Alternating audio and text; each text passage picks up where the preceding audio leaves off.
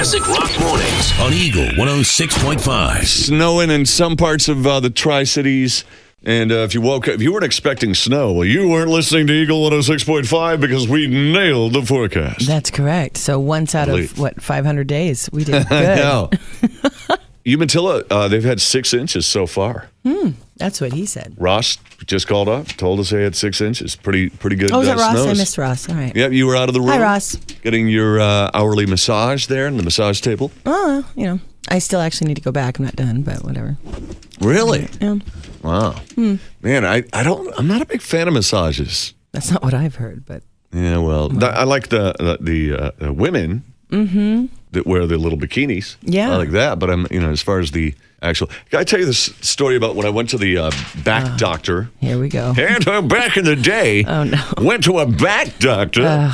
Everybody grab a pillow. It's going to be a while. No. It's actually a pretty quick story.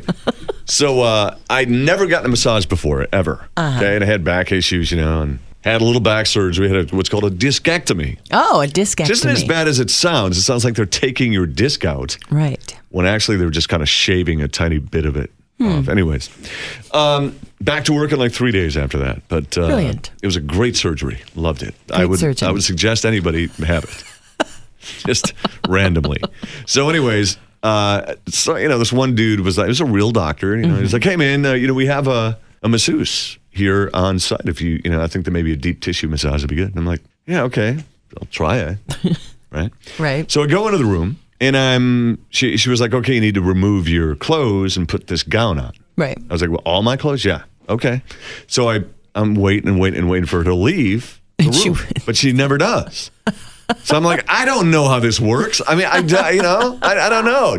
Maybe they're not supposed to leave. They're kind of medical professional people. I don't know. Right. So I just get naked and put on the gown. And she looks at me and she goes, I was going to leave. Well, you took a while there, Lee. When were you going to leave? Right. Why are you hovering? Tomorrow?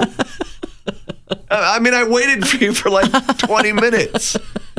Here's my junk. Deal with it. Well, now you know. In the future, people ask. Just say something. Just ask. Are you going to leave or should I just, Classic Rock Mornings. Check this out. This is good news. Oh. All right? Okay. So your chances of having sex on Valentine's Day, which were pretty much nil, well, it goes up 42% if you spend the night in a hotel. So if I leave my house and go pay for a hotel room. You'll have some kind of relations. Huh. Even if you're by yourself. So, I guess. Okay. Well, you could have that anytime. 64% of people in relationships say they're more likely to watch TV on Valentine's Day than have sex.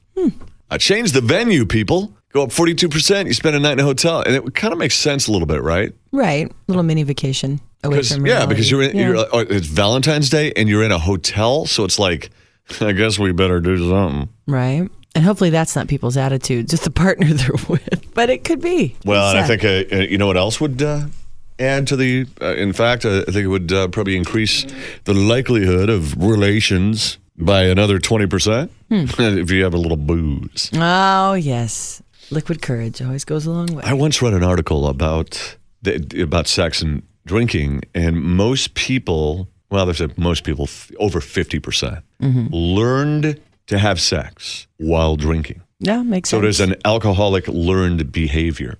So that's why people will, like to get in the mood. Right, have they some need champagne a little wine. Well, champagne.